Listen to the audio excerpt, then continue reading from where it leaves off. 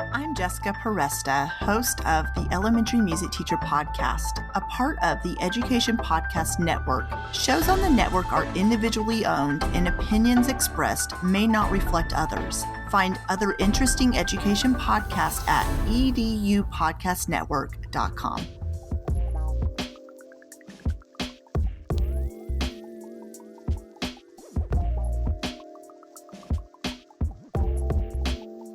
Hello, everybody, and welcome to another great episode of My EdTech Life. Thank you so much for joining us on this wonderful Tuesday evening, or it may be well into Wednesday, depending on where it is that you may be joining us in the world. But wherever it is, we thank you as always for all of your support.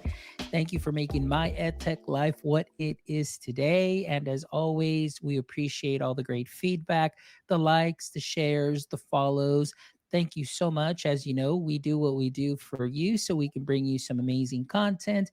More importantly, amazing conversations and amazing guests that you can connect with. As you know, that is our mission of connecting educators and creators and practitioners one show at a time. And I am excited about today's show because, as we were talking a little bit in the pre chat, I love to nerd out on this particular subject, being a former teacher of this subject for about 8 years prior to my transition into the edtech world of instructional technology. But I'm excited to welcome this evening Heather Brown. Heather, how are you this evening? I'm great. How are you doing? I am doing wonderful. And like I said, I am excited about today's conversation, and especially because today we're talking about transforming math anxiety into excitement. Yes. And Heather, like I was telling you, a little bit in the pre chat, this is something that really is near and dear to me just because being a former math teacher in the classroom for 8 years, teaching from high school and then going down to fifth and sixth grade, the level of anxiety that is there, the level of pressure that is there, obviously because of state testing, and seeing what I have seen many times during that time of year towards the end, that anxiety is just something that is not very healthy for our students. So I'm excited about today to learn from you. And so our guests can learn from you as far as how you can go ahead and how you are transforming that math anxiety into excitement. So, Heather, before we get started into this amazing conversation, can you please give us a little brief introduction and what your context and education is? Sure. So I've been teaching since 2009. I had got my bachelor's degree from a small liberal arts college. Hey, Tanya! From a small liberal arts college called Monmouth College in rural Illinois. Um, I got my degree in elementary education and a minor in music. And then I decided to go back and get my master's, and this crazy thing happened that kind of went hand in hand with what my master's was. I got my master's in instructional design and technology in December of 2020. So you better believe during that whole pandemic thing, it was, oh, wait, you're getting a degree in technology. Here you go. And so I was really thrown into it there. But I absolutely love it. And I learned so much from being thrown right in. So I currently teach in rural Illinois, in Rock Falls to be specific. I live in Dixon, which is actually the hometown of former President Ronald Reagan. I teach kindergarten through fifth grade math interventions and STEAM on Fridays. I'm lucky enough that our school is tiny. And so I actually get to wear more than one hat in that way. So I get to really push math into the STEAM world as well, which is really, really fun. That Absolutely. And that's one, sorry, I didn't mean to interrupt, but I was going to say, Okay. like, that is one thing that I love, like the way that goes hand in hand. And I can't wait to talk to you a little bit more as we kind of tell us a little. I didn't mean to interject, but I got so excited because of just that great combination of what you're able to do. So tell me a little bit more about that. So on Fridays, we only have 1 to 2 classes per grade level. So I mean, really, really small school district. Um, And then on Fridays, I actually get to meet with each class, kindergarten through fifth grade, to do STEAM. And so sometimes it might be, one example is third grade when they do area and perimeter. We actually have them design a dream house for our superintendent. So they're designing it in Canva, learning about area and perimeter. And if they had to paint, they have to figure out how many gallons of paint they would need for different rooms and things like that. And then this year, we are going to actually have them design it to possibly 3D print it. So then we're throwing the technology in as well. So lots of fun things like that. I Lots of fun love things like that. I love that. That is wonderful. And see, and that is so important. And I think what you're doing there too, it allows you to make that connection or help the students, I should say, make that connection to the math. And then, of course, what you're doing on the tech side with the digital lessons, like you mentioned, Canva. And then, of course, going into the 3D printing. And I feel honestly, oftentimes, at least from my experience, that we kind of miss out on those powerful connections because obviously there's a curriculum, you have to be at a certain lesson at a certain time, and sometimes teachers it's all about time.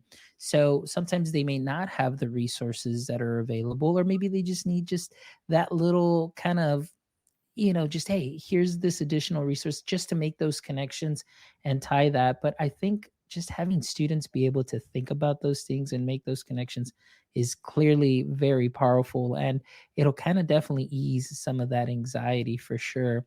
So before we jump in a little bit more, because I really want to dive in, and obviously I want my audience that's listening right now, and of course all our listeners that are going to be checking out this wonderful episode, once you get to share those resources. But I have to ask, and this is always one of the things that I love to ask my guests as they come on, just a little bit about that superhero origin story. And I know you went into education, but I always love to ask, was education always your first choice, or was that something that came a little bit later in life? Mine was a fluke. Um, so I've always loved math and I've always loved music. So I actually originally, all the way through like my junior year of high school, I was going to be an accountant. That's what I wanted to be. I wanted to work with numbers all day long. And then I realized there wasn't as much creativity to it. It was a lot of number crunching, which I love doing, but the creativity and the building just wasn't there. The connections weren't there like I wanted. So then I thought maybe I would go into music therapy because I like to help people. But they apparently really want you to learn how to play guitar in music therapy. And yeah, I can't play guitar. So I decided that wasn't going to be my strength. And I actually had a high school teacher who was part of the program we have here in Illinois called Golden Apple. And so he said, listen, I think you'd be a great teacher. I want to nominate you for the scholarship. And I said, okay, since I don't know what I want to do anyways, I may as well do it. So I ended up receiving the scholarship. And through this Golden Apple program, we actually lived downtown Chicago and taught in Chicago public schools for the summer. So here I am, this little small town girl. The entire county I grew up in had a total of one stoplight, was suddenly thrown downtown Chicago and was teaching in a Montessori school, fresh out of high school. And then it just clicked. It was, yep, this is it. This is what I'm meant to do. So yeah, I can't say I always wanted to do it, but I had that teacher who saw something in me and decided, you know what, I'm going to push her for it. I'm glad he did. Excellent. And I'm glad you did because of the work that you've been doing, and obviously being able to meet you through, Amanda Fox, and of course the week of AI, and of course the work that you're doing. That's something that is amazing. And now I love that I get to chat with you and hear a little bit more about that story. And so as this developed, I found it very interesting, like you mentioned right now, that when you had just finished your master's, it was December of 2020, and we all know what happened during 2020 and that December. So you mentioned something like either somebody at your school or maybe an administrator saying, "Hey, here you go. You're working on an ed tech or you have a master's in ed tech. So here you go. So can you tell us what package it was that they kindly delivered to you at your hands, knowing that you had just finished your master's in educational technology? Well, it was one of those, well, we don't have anyone who really knows anything about ed tech. So you can figure out Google Classroom, you can figure out Seesaw, you can figure out any way to get our kids able to work with technology. And then in Illinois, in that fall, the students had the choice of whether they were in person or virtual. And so then I was really trying to figure out things for the teachers, and I was paranoid we were going to go virtual. So I'm like rushing around to figure out ways to prepare my third grade students at the time to be able to do everything virtual. It was absolute madness. But you know what? I learned a lot from it. Absolutely. And for a lot of us, it was just really in that same way. I mean, I had just finished my master's I think in October of 2019. And then my graduation, when we walked, it was 2019 in December. And then, of course, May happened. And in a very similar form, it's like, hey, here you go. Mhm. And let's go ahead and figure it out. And that's the way it went. But I mean, gladly, it was great. It was very great to be able to serve our community of educators. And obviously, now what I love about it, Heather, and maybe you see it too, is now as I walk down the halls and everything, now the teachers are feeling a lot more comfortable with the tech, at least, bringing it out a little bit more. But I want to talk about now coming in, was when you came into education, was math the first subject that you taught, or was it more of a generalist, self-contained, where you taught all subjects? And then that's where this passion for math came about. I've always loved math. Like, I could have done calculus all day long when I was in high school. Now I don't remember any of it, but I remember loving it. Um, but I actually taught third grade for several years. And then the pandemic hit, and I was the only third grade teacher, and I needed a change. My stress level was increasing, and I'm lucky enough to work at a school that's flexible and supportive. And so they said, well, we want to support the students who struggle with math a little bit more. And so they decided to try this math intervention position. And so I immediately jumped at it. And that's where I've been ever since. And then last year, I was like, you know what? On Fridays, all I do is progress monitor, and it doesn't take me very long. So can I do STEAM? And they said, sure. And so now I'm doing STEAM with it as well. Excellent. So that is great. I absolutely love that because, again, like we just talked prior, making those connections. So I want to ask you, when did that moment just kind of click? Was it, I guess obviously during pandemic, I know the tech game was stepped up for everybody. So there had to be a way to make sure that students connected and obviously do their lessons and so on. But how did being that interventionist help shape your approach in integrating technology specifically for mathematics? Well, those students who I had, especially at the beginning, really didn't like math. They did not see how it applied to them. It was like the joke you always hear that when are you ever going to use this? When you're building a bridge. Well, I'm like, that doesn't make sense. And so I was trying to find ways to make sure they realized that they could have real life applications.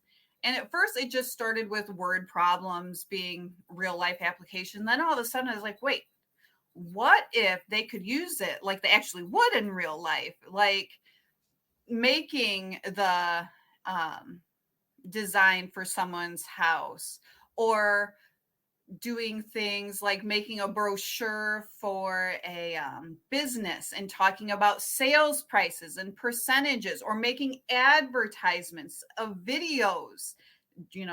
If it's $10 and it's 20% off, how much is it actually on sale for? Things like that. And the way they could actually see it being used in real life, it was just like a spark.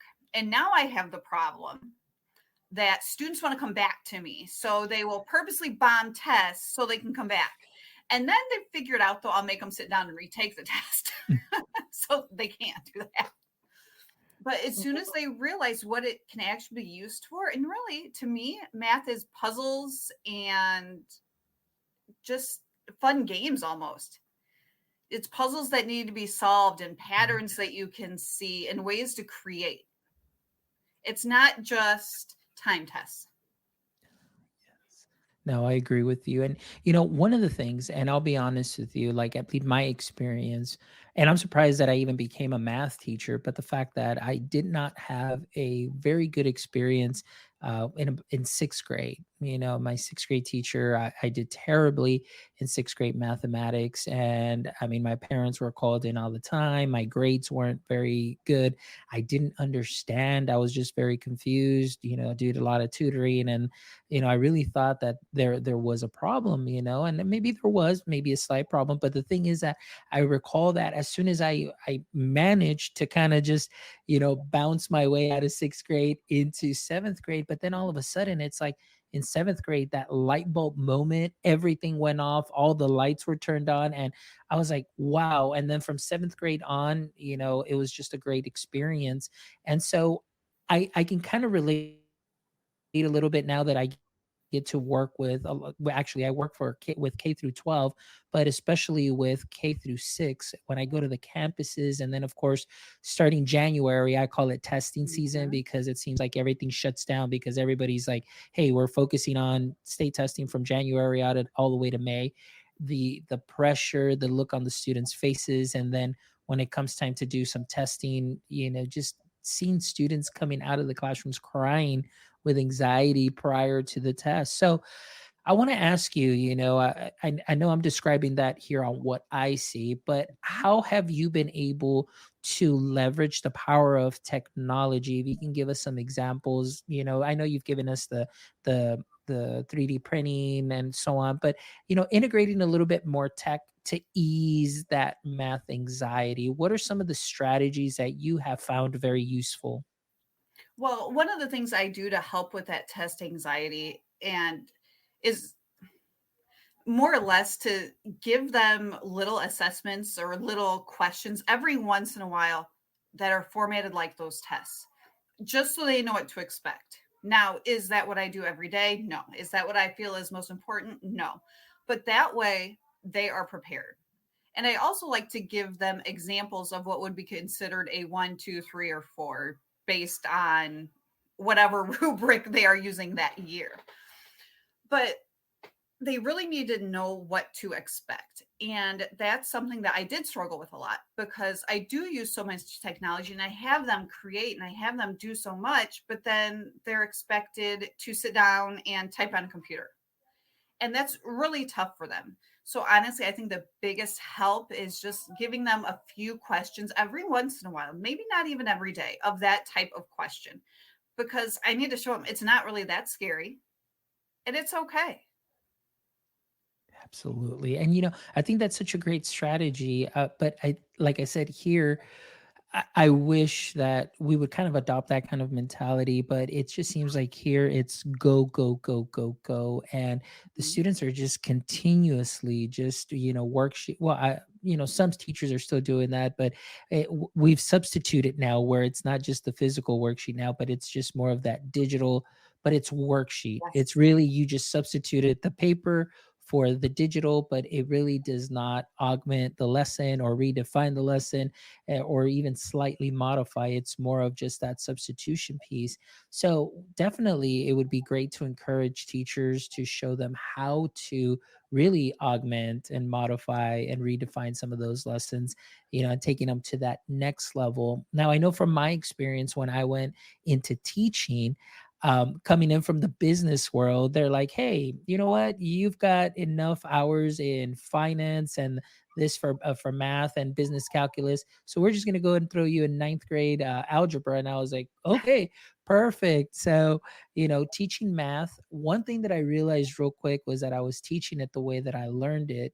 But it wasn't until a Mhm. couple of years later, because again, not coming in from the traditional, pre-service program for educators, I kind of had to just revert back to what I knew. But it wasn't until later on, these last 7 years, working with our content math specialist, where I learned the standards back and front, forwards and backwards. And really, I am surprised at the level of tech that can be easily integrated, and not in an overwhelming way that's gonna, cause tech fatigue for the students, much less for the teachers. And so I want to ask you, when you're currently working on your campuses, what are some ways that you kind of also help put teachers at ease as far as implementing a little bit of tech on their side as well?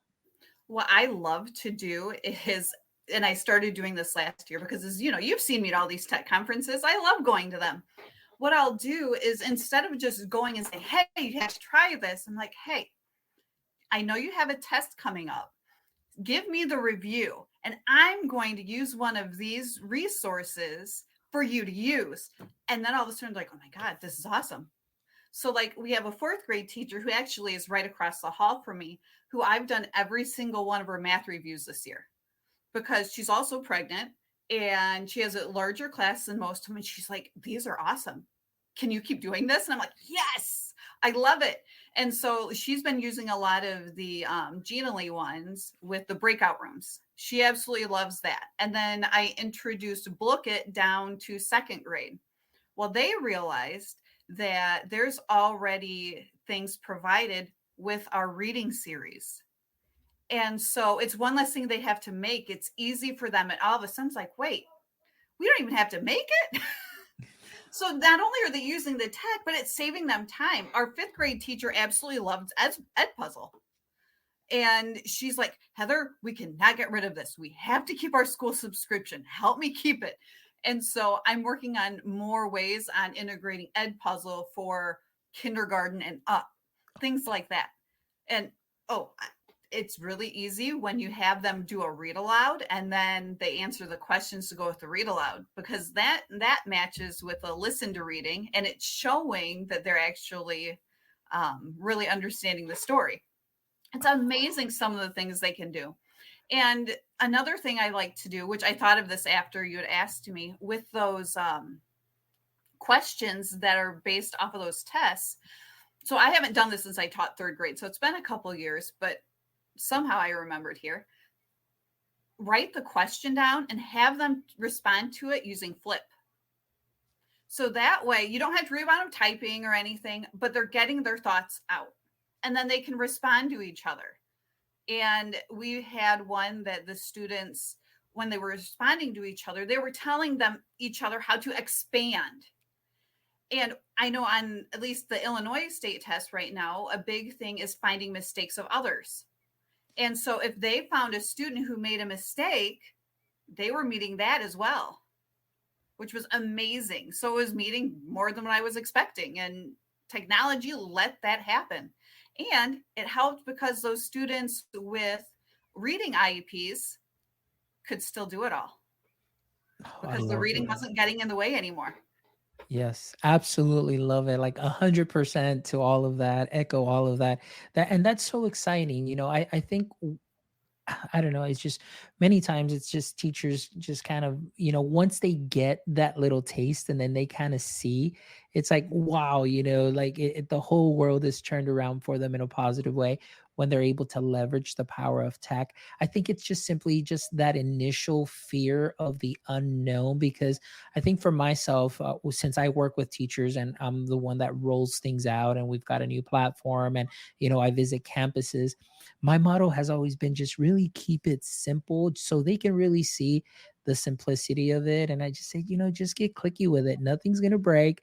Either click refresh, click back, and you're right back to point A, and just feel comfortable with it. And it's okay if you make a mistake and so on. And so that's kind of been the motto, but it kind of very similar way to what you're doing. It's just, hey, let's find that one tool, and you're not overloading them with tools. It's just, let's find the one that you feel comfortable with, and let's really go deep with it. And Right. I love that. That is something that is wonderful. I just wanted to share and give a big shout out to our math content specialist, because he does something very similar to what you do, since he services K through 12, as far as math is concerned. He leverages the power of Screencastify. And what he'll actually do is he'll create reviews, and he's teaching So then he'll do the video, or he'll do a QR code and create a handout. So he creates these handouts for the Algebra 1 teachers, for any teacher, shares them out in Google Classroom so they can get it. So then the student can go ahead and work on either whatever platform opens it up on Cami. But then if they take it home and they show it to their parents, the parent can do scan the QR code and watch him teach it and understand the math. Because the math, what we get is, man, this math is very different than what I learned back in my day, and it is very different now because our state is expecting them to model the math. It's not like Yes. just hey, find the quotient, find the factors and so on. It's let's build, or hey, I'm going to give you a model and see if you can actually decipher what this model represents. And that's something that we've been able to do also through parent meetings and just informing the parents on the math. And that's really kind of helped this last year, and then this year, now that we started it again, to help inform parents. That even has calmed some of their anxiety, because they're like, we don't understand this new math, what's happening. And then Yes. when they see it in action, very similar to teachers, when they see that ed tech tool in action, they're like, oh, okay, I got this. So that's Right. wonderful. Yes, Uh, that's definitely a thing I struggle with, is even like when I talk to since I'm an interventionist, I get the nice low students. And even like in kindergarten, first grade, they're like, I don't know what this means. What do we do? And so I just work through it with them. And because they don't know. And it's not their fault that we were taught differently. I remember my first year teaching third grade, and I was supposed to be teaching elapsed time on a number line. And I was like, what? How can you do time on a number line? But once I realized it was essentially just taking a round clock and flattening it out, then it made sense. But that first year or two, holy cow, it was a big struggle. Absolutely. Now, one of the things too that I love, and especially with math instruction, has been the use of physical manipulatives, but also now with virtual manipulatives. Oh my gosh, Mhm. well, like Polypad That's is my favorite. one that is, yes. All right, high five, Yeah. Polypad. It is a wonderful tool because it's a great way also to bring it out to teachers, show them what can be done. And of course, with the manipulatives there, the base 10 blocks, and they've got all of that. And then also the students can practice that. And I'm not going to lie to you that since our math content specialist has shared this with the parents through his website, the parents really love Polypad, because again, making those connections. And like I said, they go to the website, they see the video, they see him explaining it, and then some parents will come to the meetings and say, hey, Mr. Palomine, I tried it out. I get it. This makes it so much easier. And then they see it and then they're saying, I wish they would have taught it to me this way Right. instead of, the traditional algorithm, especially for subtraction or multiplication of two-digit numbers, where sometimes it just, everything would get a little convoluted there and really messy in those tight spaces. But virtual manipulatives have been something that have really helped significantly to visualize the math Mhm. as well. So I I absolutely really love think it that. helps with the fractions, multiplying and dividing of fractions, because when I sit and think about it, I'm like, when do I ever do that? Like, other than cooking, you might have to double it or, cut it in half or whatever, but otherwise you don't do it. And so being able to actually take four and a third and making it three times, just duplicating it three times, it makes sense. And then you can combine things. And that's one thing I wish I would have noticed or found or knew about during the pandemic, was all of those virtual manipulatives, because I had to teach time. And so many of these houses did not have clocks. Yes. Oh my And gosh, yes. so and I wasn't allowed to give my manipulatives out because we couldn't let them be touched. And so looking back, I'm like, man, that helps so much. And so if a student is ill or gone for an extended time or whatever, now they have these resources at their fingertips. And it is so helpful to have those. Now, a lot of times I'd rather have the actual physical manipulatives, but you know what? It's still amazing. Absolutely. And especially for like some districts, that it may not be cost effective depending on their budget, but to be able to have it. But you're absolutely right. I'm a big fan of having just something hands on, being able to manipulate it and, following the concrete pictorial abstract model, having something concrete. Well, with the virtual manipulatives, you're still working with that. It's still tangible. I mean, you've got a touch screen, you're seeing the pictorial model and then you can work your way up to the abstract, and that's something that is so important. But I wanted to add something that you mentioned, especially with clocks. And I know here in Texas, they still, when they do test, they may have or still throw some questions, I believe, maybe on time and Mhm. and so on. But here's what I have seen, and this is very interesting because sometimes when we'll have these benchmarks, we call them, it's like a mock practice test. Yeah. They Yeah. kind of like practice everything the way that it's supposed to be and they shut down. And so what I'll notice sometimes is when I'm going into the hall, walking down the hall and I'm observing, there's a student that's walking out to, go to the restroom, and I see them kind of peek out the door to see the time because there's a digital clock on Mhm. the outside, but because they can't read the analog clock that is inside. So I found that very interesting. I'm like, Texas, like, I mean, I know it's a skill, it's important, but I know everybody nowadays has their phones and they can tell time in that way. But I Mhm. get it. I just find that kind of a little bit of just funny in a way, sort It of. is. The same Yeah. with money. Yes. I was Like, like, when are they gonna change it to debit cards or, credit yep, cards?"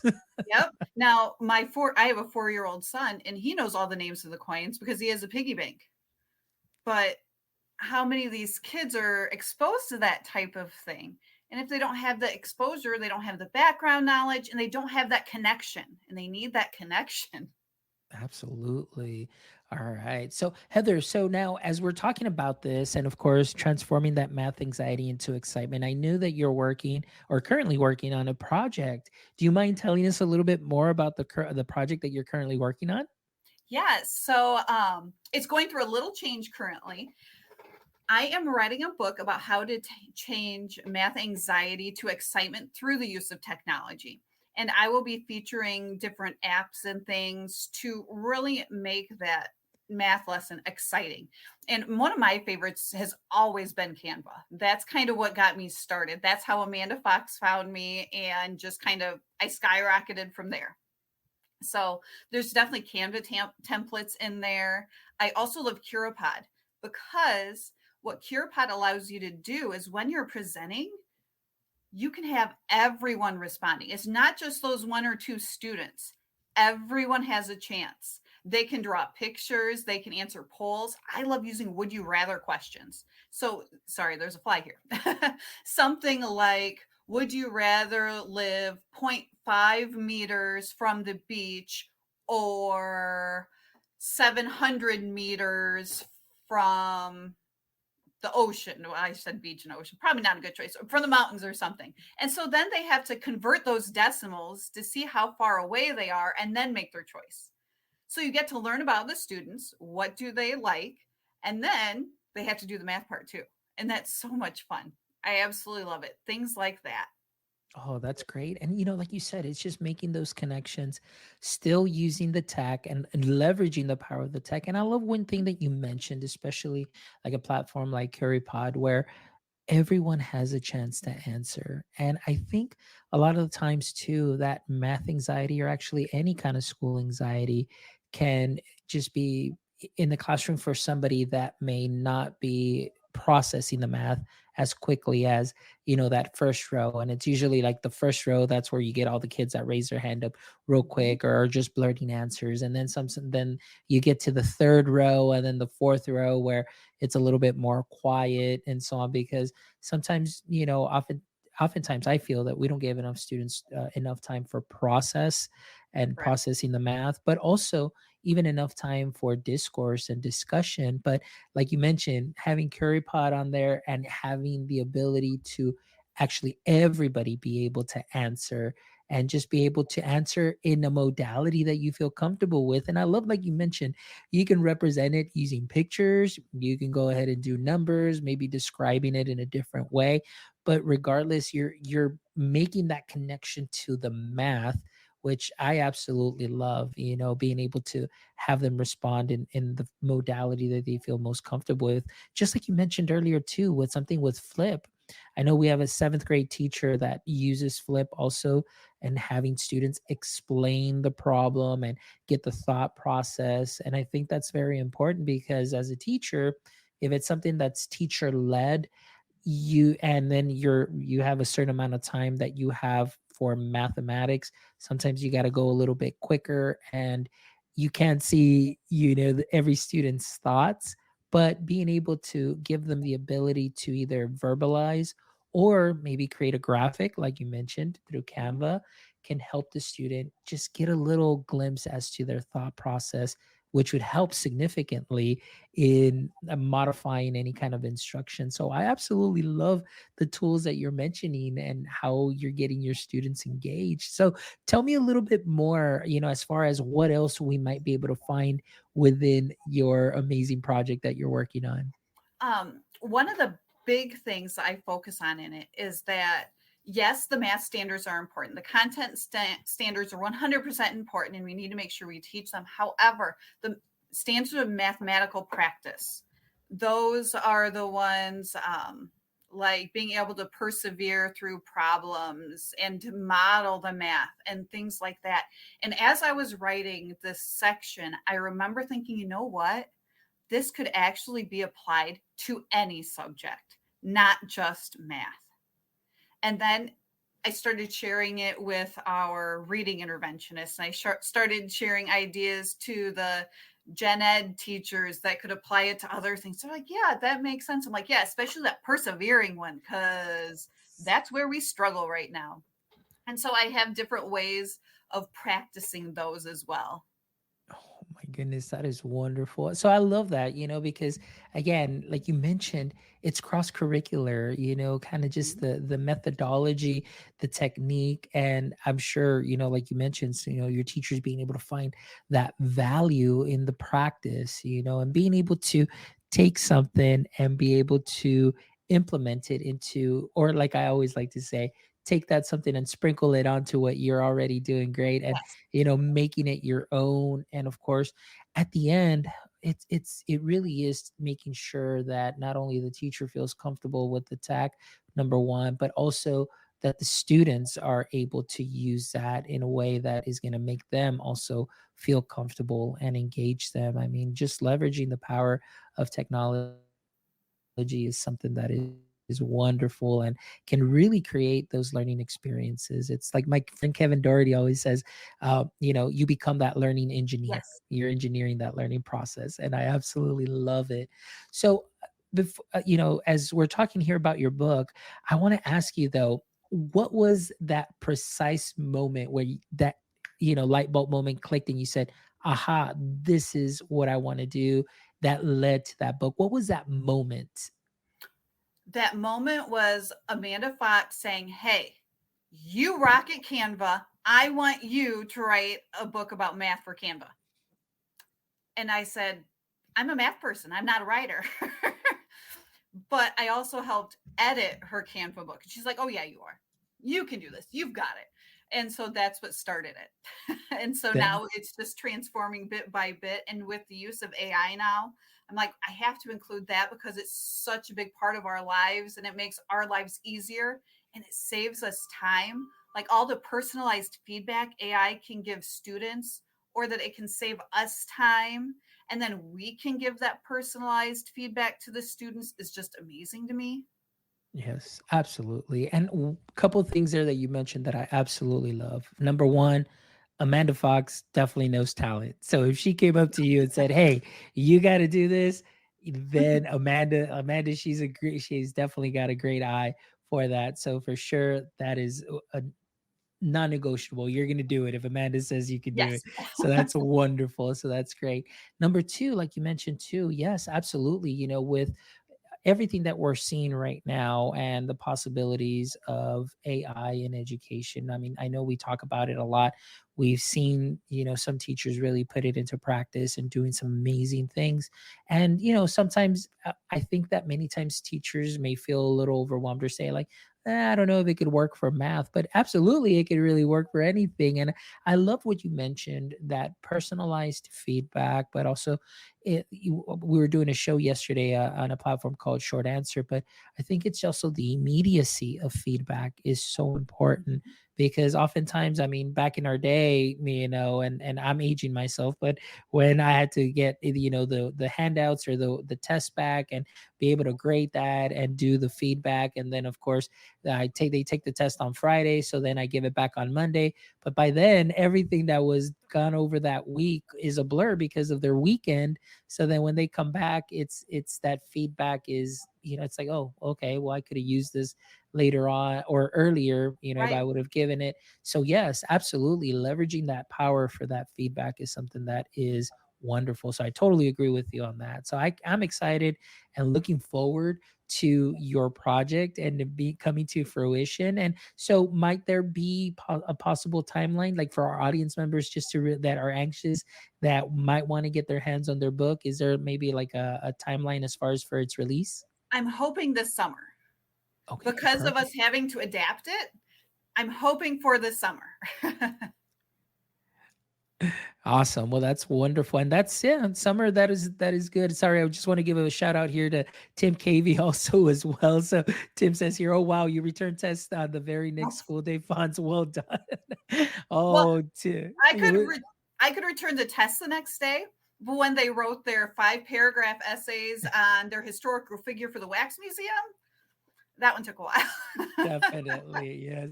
But Tim, that was way back in the day. Things have changed now significantly for sure. Well, I mean, this has been great. Heather, thank you so much. I really appreciate you joining me and talking about your passion, talking about your project. And I'm definitely looking forward to that. Like I said, I'm definitely a big math nerd and I absolutely love anything with math. And I know that this is definitely going to be a great tool for myself to be able to share with people in my district and be able to bring them at ease also with the possibilities that technology can bring towards math education. But most importantly, really in education altogether, and trying to relieve some of that anxiety, not only for teachers, but also for students as well, as we navigate these waters. And, again, tech is going to be moving very quick, but we want to make sure that our teachers are definitely well versed, and we help sharpen their skills. So that's definitely a great thing. So Heather, thank you so much. I really appreciate your shares. But before we go, we always love to end the show with the last three questions. So Heather, hopefully you are ready for our last three questions here. So we'll Yes. start off with question number one. As we know, many superheroes have a weakness, and Superman's weakness was kryptonite. So I want to ask you, in the current state of education, what would you consider to be your personal edu kryptonite? I cannot stand toxic colleagues, like those ones that just bring other people down. It doesn't matter what you do, it's never good enough. That drives me crazy. And I'm one of those people that I'm very uplifting. If I see you do something good, I'm going to let you know. And if I see something you struggle with, I'm going to say, hey, that was awesome, but what if you try this? I'm not the type to bring people down. I'm really not. Awesome. Great. I love And it. it breaks Great my answer. heart when we do that. Great answer, Heather. Appreciate it. All right, here we go. Question number two is, if you could have a billboard with anything on it, what would it be and why? That one was tricky. And actually, you said something that stuck with me. And I was like, man, actually wrote down that phrase that you said. I like get clicky with it. I think that's awesome. But before that, I had thought that turning I can't into I can, because success is a choose your own adventure.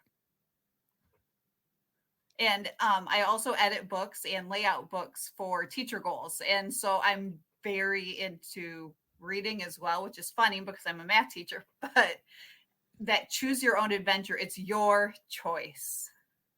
I love it. I love it. That was well put. I never thought about it. Well, just the way that you put that, I was really just really chewing on that. I was like, oh my gosh, it is a choose your own adventure. It That's is. what a success is.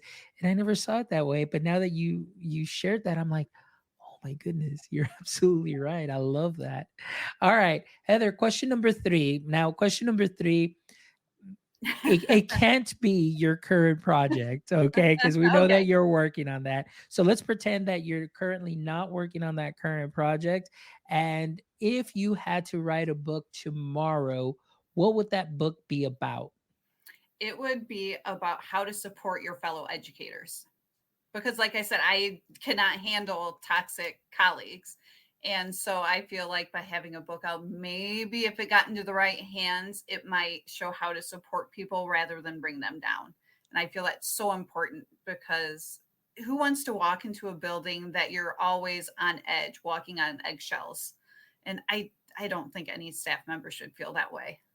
Absolutely. Well, that is great. That would definitely be a great book for sure. And I know that it would probably be very well received by many. And definitely, like you mentioned, all it takes is one person to, receive that book and just really, make a change, have that impact on them. So, absolutely. Thank you so much for sharing that. I appreciate it. It's been a delight speaking with you and nerding out with you about mathematics. And again, for all our audience members, please make sure that you keep your eyes and ears open for this coming summer because there will be some excitement. So definitely, especially for mathematics. But like we talked about earlier, many of the things that will be found in the book can be easily, used for cross curricular activities, not just mathematics. So again, as always, make sure you grab a copy of the book, and hopefully like summer 2024 we're all going to have a copy in our hands and definitely be sharing that out. So thank you so much, Heather, for your time, your passion,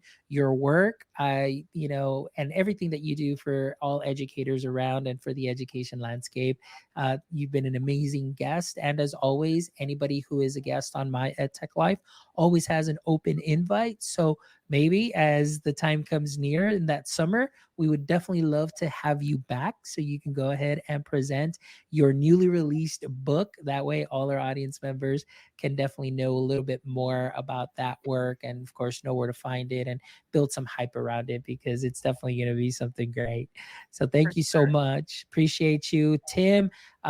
We've got our friend Tim, Josh, Tanya, who stopped by too as well. And then for all of our audience members that are going to be catching this on the replay, thank you as always for making My EdTech Life what it is today. As we mentioned earlier, we do what we do for you to bring you some amazing conversations, amazing content, and wonderful, passionate guests that love to share and are just sharing these amazing knowledge nuggets that you can sprinkle onto what you are already doing great. So thank you so much for joining us this evening.